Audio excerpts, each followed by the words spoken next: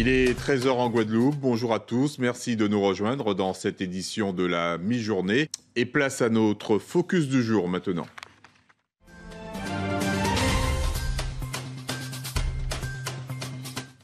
La MGPS, la Mutuelle Générale de Prévoyance Sociale, ouvre ses portes aujourd'hui au grand public et plus spécialement à tous ceux qui souhaitent se prévenir de toute maladie. Plusieurs thèmes seront abordés durant toute cette journée, comme comment combattre le diabète, lutter contre le cancer ou encore optons pour une hygiène bucco-dentaire de qualité. Plusieurs associations et professionnels de santé participent à cette journée.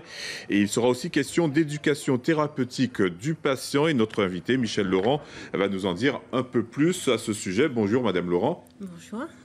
Vous êtes membre de l'Association pour la promotion de l'éducation thérapeutique des patients. Quelle est votre mission ? Alors, je suis chargée de mission à l'APET, l'Association de promotion de l'éducation thérapeutique. Et cette association, elle vise à promouvoir cette démarche d'accompagnement des patients auprès des soignants, mais également auprès des patients. C'est une démarche qui vise à permettre aux patients de vivre au mieux avec une maladie chronique. On entend par maladie chronique, celles qu'on connaît et qui prévalent ici, qui sont le diabète, l'hypertension.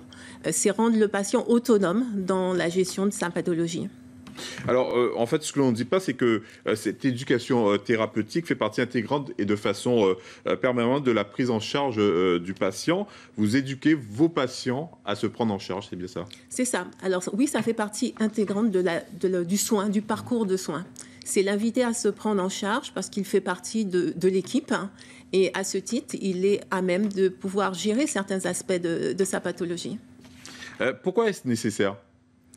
Parce que justement, c'est à permettre d'avoir une meilleure qualité de vie pendant les traitements et également après les traitements. On va ainsi pouvoir limiter et éviter les récidives, permettre de mieux prendre en charge les effets secondaires de certaines pathologies. Je pense par exemple au cancer.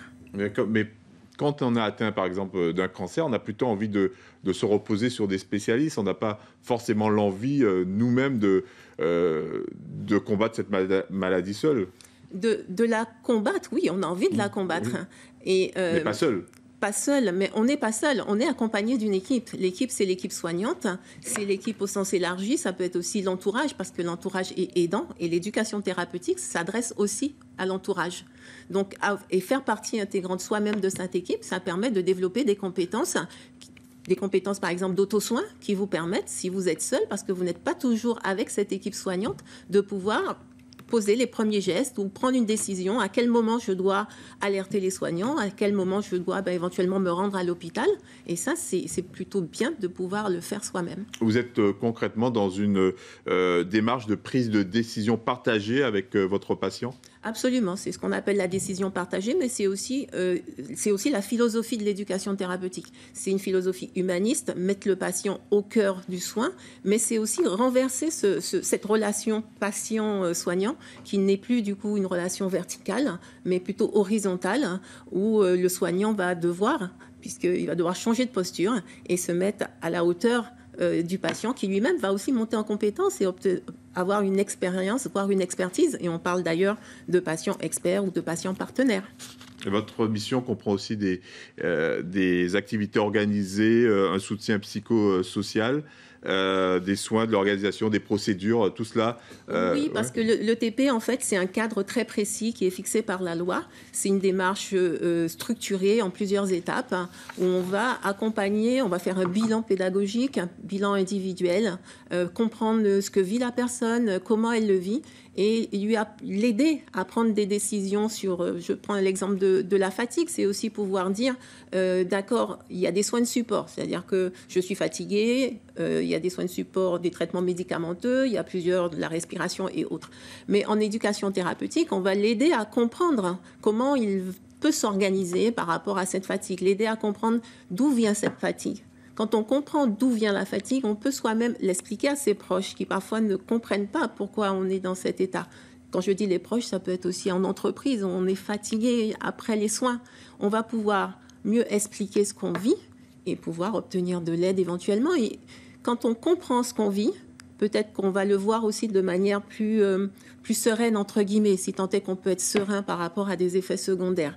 Mais de comprendre permet de mieux vivre et de mieux agir, de mettre en place l'organisation qui me permet de gérer cette fatigue, de tenir compte de mes besoins, de mes envies, de mes représentations aussi. Et cette notion de représentation est très importante. On tient compte de ce que pense le patient pour mettre en place des solutions. D'ailleurs, c'est lui qui va mettre en place ces solutions. C'est en cela qu'on l'éduque.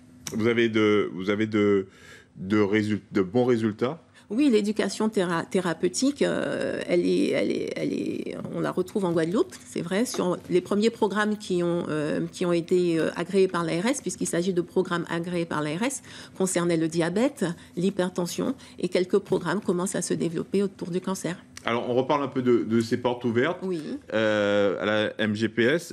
Qu'allez-vous proposer au public? Quel public attendez-vous?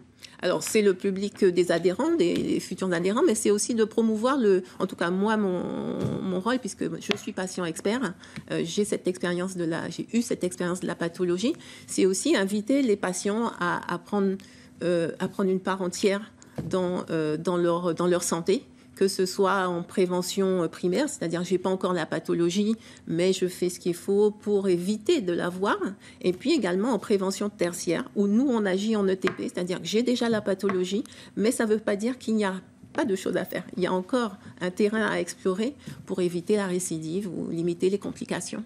On parle plus de prévention, plus d'anticipation?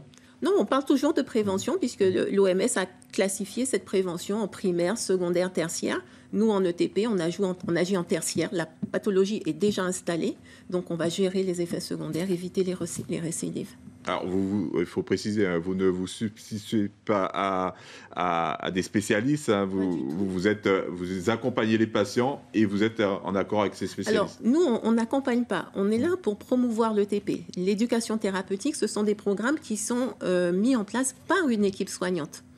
Il y a un coordonnateur qui est obligatoirement un professionnel de santé. Donc, ce sont les équipes de santé qui décident de monter un programme d'éducation thérapeutique, de le présenter sous un certain format à l'ARS, qui va l'agréer ou pas. On ne connaissait pas forcément cette éducation thérapeutique. Aujourd'hui, comment les patients accueillent ce que vous mettez en place pour eux? Alors, ils l'accueillent très favorablement. Et vous disiez parfois ils n'ont pas envie de se substituer. Non, ils ne se substituent pas. D'une part, il y a dans cette démarche qui commence par un bilan éducatif, il y a de l'écoute. Comme beaucoup d'accompagnement, il y a une écoute active de ses besoins. Et même si par la suite, ils ne souhaitent pas rentrer dans le programme pour des raisons qui leur sont propres, rien que cette écoute est déjà un soin. Ça, c'est mon avis.